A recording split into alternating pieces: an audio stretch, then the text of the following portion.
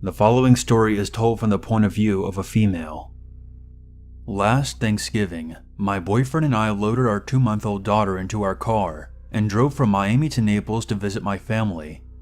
Being new parents, we were extremely nervous about taking such a lengthy trip with the baby and packed for every possible scenario. We left shortly after 12, my boyfriend behind the wheel, and we hit the highway, which was swollen with holiday traffic. After about an hour of driving, the baby became fussy, and we pulled over at a rest stop to feed her and change her diaper. While I was changing her, my boyfriend stood outside the car stretching, and suddenly called my name. Peering outside the car, I looked across the street in the direction he was pointing. There was a clown with a purple star painted over his face, and wild, crazy, unkempt black hair, and a purple and white checkered outfit standing on the opposite side of the parking lot, just waving to people as they pulled in and out of the rest stop. I chuckled and returned to what I was doing, unbothered by the clown, figuring it was just part of some kind of promotion. As we pulled out of the station, the clown waved at us, and I gave a lazy acknowledgement back. Just before my boyfriend took his foot off the brake and eased into traffic, the clown gave me the most hungry, sinister smile I had ever seen, and shouted, "You would look amazing draped over my lap." Even through the closed car window, I heard him clearly, and said, "Wow, what a creep." As we drove away, I repeated what the clown had said to my boyfriend, who hadn't quite heard it, and for a few minutes he was dead set on turning around to confront him. But I told him it wasn't worth it, as we still had a long drive ahead of us. We arrived in Naples shortly after 2:30, and by then, I had already forgotten about the incident and didn't even bring it up to my parents. We had a great time at my parents' place, and ended up leaving close to 11:30 at night, much later than we had intended to. My parents tried to convince us to stay, and while we had plenty of stuff for the baby, we hadn't packed any overnight things for ourselves. So we decided just to commit to the drive. We figured that there would be a lot less traffic, and it would take a shorter amount of time to get home. My boyfriend had been driving for about 45 minutes when he asked me if I wouldn't mind taking over, as he was having a hard time keeping his eyes focused. I told him to pull over at the next rest area, and I would take the wheel. After a few minutes, we see a sign for a rest area and pull into it. It wasn't the same rest stop as before. It had no bathrooms, vending machines, or anything. It was basically just a long parking lot, with one row of parking spaces which looped back onto the road. My boyfriend pulled the car into a spot, nose first, so it was facing a long chain link fence, and beyond it, there was just trees and a swamp. I couldn't see anything specific in the glow of the headlights. He put the car in park and left the engine running, and the lights on as he climbed out of the driver's seat. The baby started to fuss as soon as the car stopped moving, and after I climbed out of the passenger seat, I opened the back door to check on her. My boyfriend climbed into the passenger seat and immediately shut his eyes. After I confirmed that the baby was fine and would probably fall back asleep when we started driving again, I shut the back door and made my way to the driver's seat. That's when I heard the sound of the chain link fence rattling and something being dragged across the metal links, steadily drawing closer. I turned in the direction of the noise, and for a split second, I only noticed the dark outline of a figure on the opposite side of the fence, until they stepped into the light of our headlights. It was the exact same clown from the other rest stop, except this time he had a large red stain splattered across his purple and white costume, and was dragging a broken beer bottle across the fence. He pressed his face directly into the gaps in the fence and smiled at me. He cackled, "Hello again," and started making lewd gestures with his tongue. I was at a loss for words. It was so unbelievably surreal that I could only stare at him in disbelief and horror, not knowing whether I should be truly afraid or start laughing at the absurdity of it. My boyfriend launched himself out of the passenger seat and screamed, "Get in the car!" When he opened his car door, the baby started crying out, and the sound could be heard across the silent parking lot, and the clown immediately started singing in a grotesque, uneven voice. "Rock-a-bye baby in the treetop. When the clown comes, the cradle will rock." My parents had given us a set of fancy glasses for our dining room table. my boyfriend launched one directly at the clown. The glass shattered against the chain link fence and sprayed tiny razor projectiles all over. The clown hissed and immediately booked it to the end of the fence. My boyfriend and I jumped into the car, slammed the doors, and locked them. I threw the car into reverse and backed out of the spot, and as we put the car in drive, we saw the clown charging towards us across the parking lot. My boyfriend yelled at me to hit him, but I swerved to avoid him and floored it out of the lot and back onto the highway. For the next several minutes, my heart was racing, convinced that at any moment a speeding car would come up behind us and try to run us off the road, but fortunately that never happened. We were so shaken and traumatized that all we could do for the rest of the way home was ask each other over and over again what the heck just happened. We could only speculate what the guy was doing out there at 12 a.m., dressed like a clown in the middle of the Everglades on Thanksgiving night. We considered that he was just trying to mess with people. But you would need some serious balls to pull that kind of stunt out there in the Everglades. The people that live around there don't put up with that kind of nonsense. And what was he even doing there? Just hiding behind the dark fence for a completely random car to show up so he could traumatize them? I don't know if the stain on his suit was actually blood, but he made us feel threatened enough that we felt justified throwing something at him. And seeing as how his response was to charge us, I suspect that his intentions were hostile. The fact that we had seen him earlier that day made the situation even worse, because it felt like he was stalking us. My boyfriend had a license to carry a gun, so all I can say is, it's a good thing that he wasn't packing that particular night. This Thanksgiving, we plan to stay home.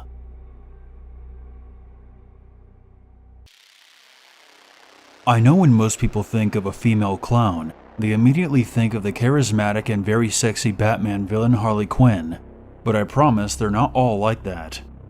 Back in 2012, I was walking home one night at around 9. I live in Gilbert, Arizona, and was walking by a large wide open park with a couple of soccer fields and basketball courts when I noticed something out of the corner of my eye. The overhead lights were still on and illuminating the fields, and I noticed someone sitting cross-legged out on the grass. I pulled out my earbuds and stepped off the sidewalk to get a closer look. At first, I thought maybe it was someone who had hurt themselves, but as I took a few steps closer, I noticed that it was a young woman, perhaps in her early 20s, leaning forward over something. It was hard to tell her exact age because her face was covered in white makeup, and a red heart and a black spade painted on her cheeks. Her top lip was painted black, and her bottom lip dark red.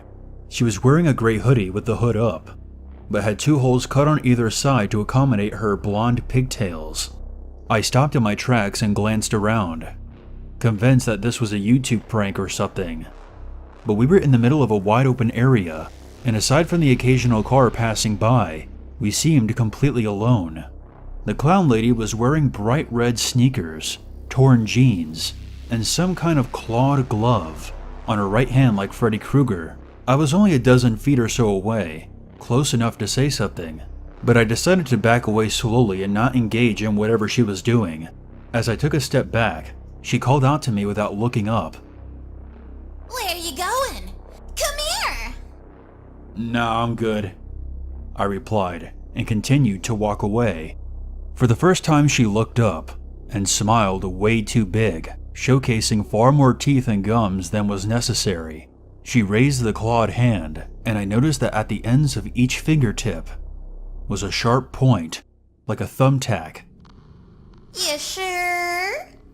More for me then. That's when she pulled out a large kitchen knife, the size of an ear of corn, and started cutting into the thing on the ground.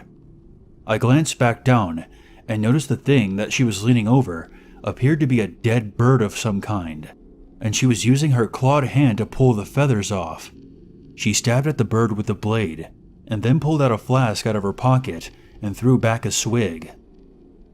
I nearly fell backwards into the road as I maneuvered myself off the grass and onto the sidewalk. I didn't want to turn my back on her the whole time, convinced that it was a prank and I should start looking around in every direction for someone with a camera or a phone. But there was no one else even remotely close by, and no place they could be hiding either. I quickly turned around and power walked down the sidewalk towards my apartment complex. As I reached the intersection, I was forced to wait for the traffic light to change so I could cross safely.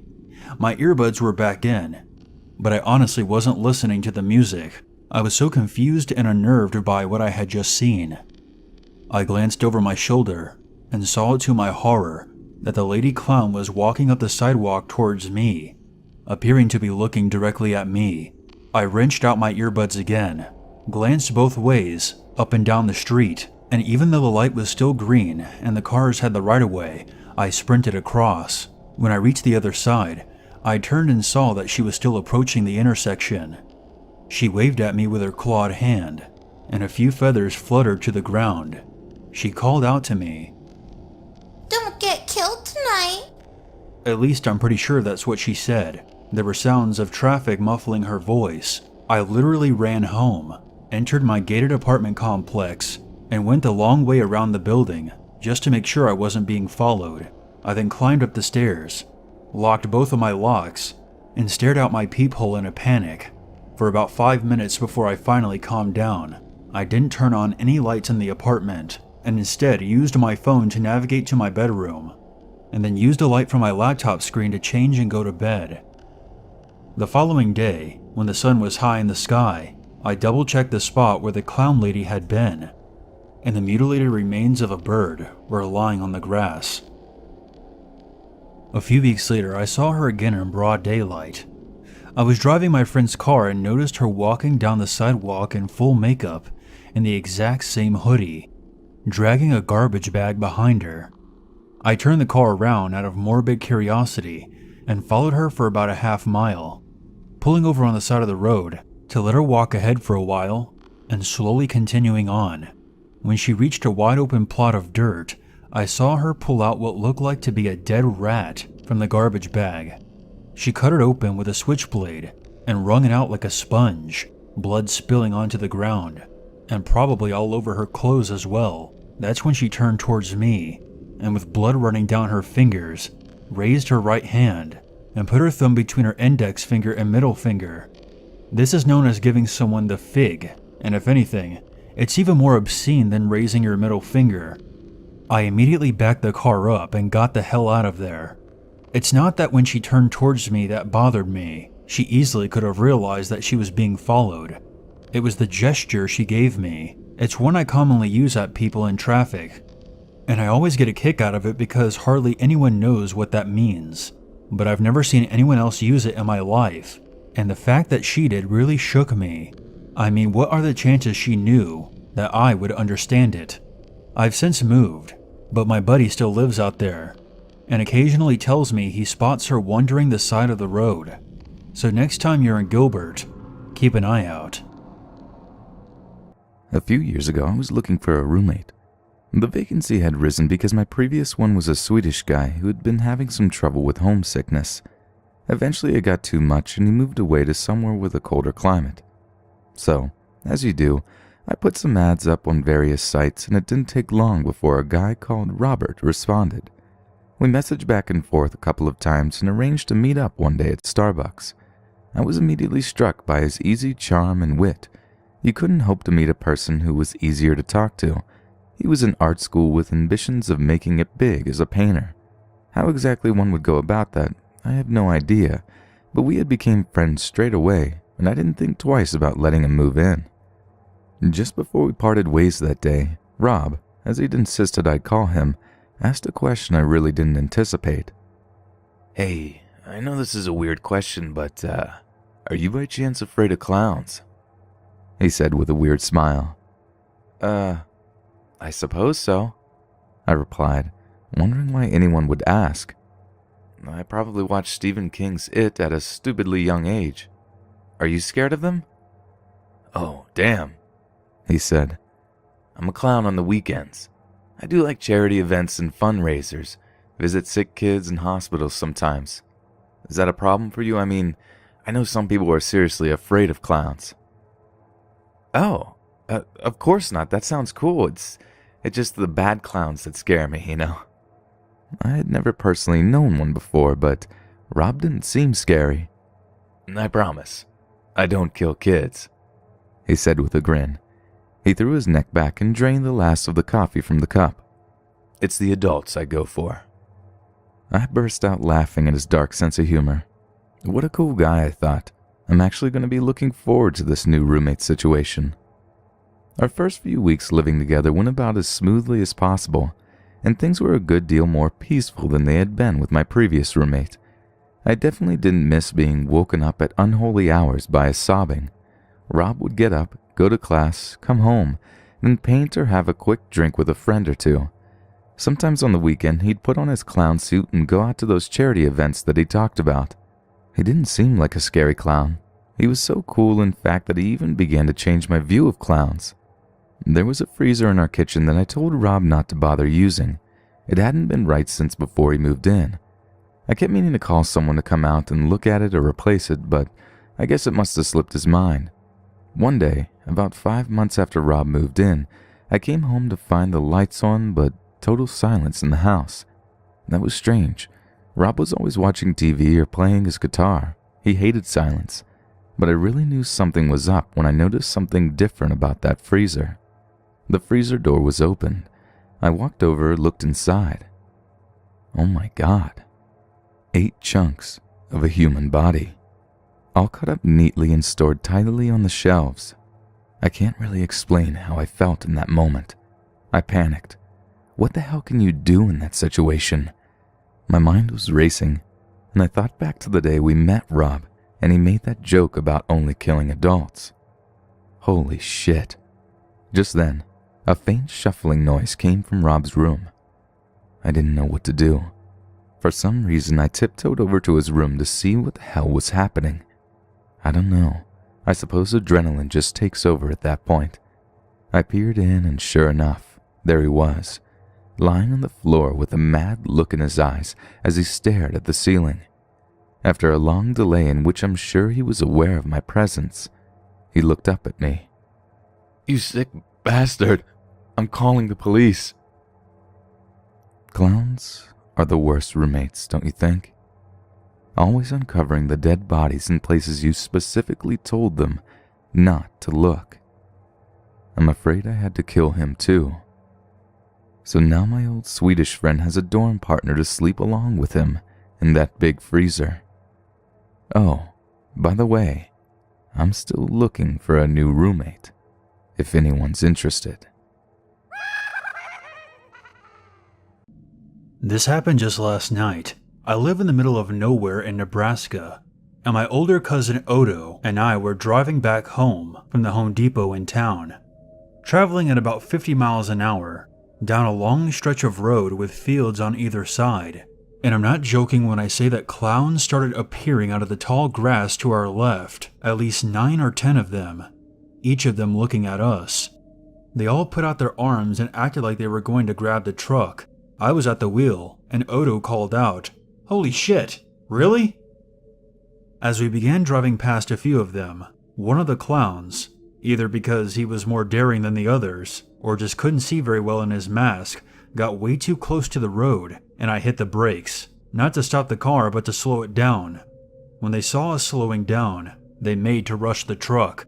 Alarmed that they were suddenly swarming us, I instinctively hit the gas again. I slammed the front right side of the truck directly into one of them, knocking him down against the pavement. Immediately, all the other clowns started yelling and cursing, not really making to help their friend, but instead smashing their fists against the outside of the truck. Odo told me to put it in park, which I did, and he pulled a handgun from under the passenger seat. It was my uncle's gun, but I knew for a fact that it wasn't loaded because the firing pin was broken, and the gun wasn't able to fire. He rolled down the window and pointed the gun directly at one of the clowns. The clowns immediately backed off. Then he yelled, "Give me a reason!" For a moment, there was just silence as the clowns backed away a few steps, but not enough for me to hit the gas and safely floor it out of there. Odo gestured to the clown on the pavement. "Is he alright?" The clown on the ground started crawling with his hands and knees and was shuffling away. Another clown carefully helped him to his feet. "Make a space." Odo gestured with the gun to the clowns in front of the truck, and they immediately parted. I put the car into drive and slowly started edging forward. We have a dash cam, so don't bother calling the cops." Odo kept the gun pointed at all of them until we were far enough away, then rolled the passenger window back up. Seeing all those clowns clumped in the middle of the road in my rearview mirror was one of the strangest things I had ever seen. Odo placed the gun back under the seat before muttering that he hoped that the headlight wasn't cracked. When we got home, we opened some beers and watched Game of Thrones, and didn't even bring it up to my uncle when he got home. We didn't actually have a dash cam, but figured that there was no way for the clowns to know that for certain. I hope they learned something from this, because next time, I don't plan on hitting the brakes. The following story is told from the point of view of a female. Back during the height of the 2016 clown craze, where psychos were dressing up and wandering around rural and wooded areas, stalking and terrifying people, I was living in a very isolated and heavily wooded property in Connecticut. My driveway was so long that my house could not be seen from the road, and I never once had a problem with trespassers, so my kids were free to play outside in our yard whenever they wished. One afternoon, I was inside the house on a conference call when my 8-year-old daughter ran into the house, stating that there was a clown in our driveway. For the first several seconds, I was annoyed, because I was convinced she was either playing a joke on me or just seeing things. I excused myself from the call and asked her what she was doing there, and she simply replied, "It's pointing at us." Something in the way she said that made a chill run through me, and I stood up and walked out of the front door and onto the front steps. My daughter pointed and I saw a figure in a pink and blue striped outfit, standing by the tree line, waving and pointing towards my other 2 children, who were still close to the house, but calling over to the clown, asking what it wanted. I immediately called my kids inside and locked my front door. I told them to stay put, grabbed my stun gun from its spot, and got into my car. I called my husband as I drove the car out of the garage and down the driveway, telling him what was going on, and he told me to keep the car doors locked and not to get too close. I decided, at least for the time being, not to call the police, because it would have taken them a good half an hour just to get there, and by then, the clown would likely be gone. I didn't just want to disappear into the house and wait for this person to get bored. I wanted to confront him and tell him to stay away from my property and from my kids. The clown wasn't by the tree line when I left the garage, but I drove down the driveway, into the trees a short way, and saw him jogging away at a brisk pace. When he heard my car coming, he stopped and turned around and looked back towards me. He wasn't wearing a mask, but his face was heavily made up, complete with a clown nose. But what really shook me was that he appeared to be holding a croquet mallet in one of his hands. He waved at me before disappearing into the woods, and I slammed on my brakes and rolled down my window halfway, screaming at him to get the hell off my property. I floored it to the end of my driveway and drove back and forth in the hopes of finding a parked car with a license plate I could report, but there wasn't anything suspicious or out of place. I returned to the house to check on my kids, who were more amused and excited than afraid. Inwardly, I kicked myself for not taking a picture of the clown on my phone, just to have a record of it in case I needed to report it. I told my kids they had to stay inside for the rest of the day, and figured that I would never see the clown again. Whoever it was had gotten his kicks, and certainly would not risk trespassing on my property again. The kids were asleep, and my husband and I were skimming through Netflix, and I got up to let the cat out. I'm not exactly positive on what I saw, but there was definitely something across the yard. I noticed movement out of the corner of my eye and thought I saw the shadow of something cast by the moon disappearing around the corner. I turned on all the outside lights, and my husband and I looked around, but whatever it was did not reappear. It could have been a deer, I suppose, but the reason I suspect it was the clown was because of the following morning. When I drove my car to the end of the driveway, there was a purple balloon tied to our mailbox, and the little potted plant at the base of the post had been smashed, as if something big, like a mallet, had come down on it. Worried that the balloon was an indicator of some kind, I immediately untied it. The rest of that day passed without incident, and by the following afternoon, I'd forgotten all about the clown until my kids came back inside and told me he was back and pointing at them again. I yelled at the kids to come inside, but this time, instead of getting in the car, I grabbed my phone and stun gun and stupidly charged out of the front door and stomped across the yard, determined to get a picture this time, and at best stun him and hold him down until the cops came and dragged his ass away. I never saw him that time, and instead of just keeping my kids shut inside, I loaded them in the car and drove to my parents. This time they were a little more spooked by the clown, and I began to become concerned that perhaps my kids were not safe in the yard anymore. I asked them if it was the same clown, and they said it was, and this time he was holding a sledgehammer. I don't know if that was true, or if they were just misidentifying the croquet mallet. The following day, I decided to become a little more proactive. My parents let me borrow their black Labrador named Groucho. He was a friendly dog, but had a tremendously loud bark and was fiercely protective of the kids. For 2 days, nothing happened, and I was starting to hope that the clown had moved on to harass someone else. That's when it happened. I was returning back up the driveway in the car, after getting the mail, when I noticed the clown was sneaking through the woods. Groucho was in the back seat and immediately started barking loud enough to rupture my eardrums.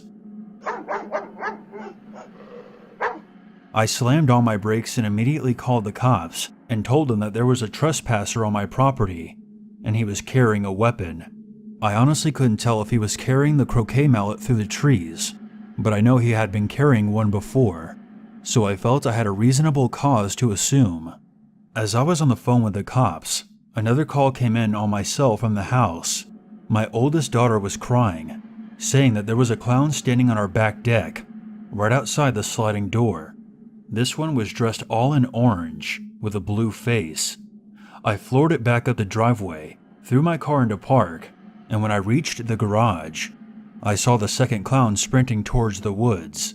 I opened the rear door, and Groucho tore after the guy like a ballistic missile. He caught the clown right by the tree line, and the guy started screaming as the loyal dog leapt on top of him and tore at his costume. I distinctly heard 2 separate male voices yelling in the trees, though I couldn't make out exactly what was being said. My daughter was still on the line and confirmed to me that all the kids were still inside, so I went after my dog into the woods. When I found Groucho, he was limping slightly. I was infuriated to see that he had been stabbed with what could have been an ice pick or a screwdriver, but he ultimately seemed unbothered by it. When the cops arrived, I gave them my statement, and they searched the woods.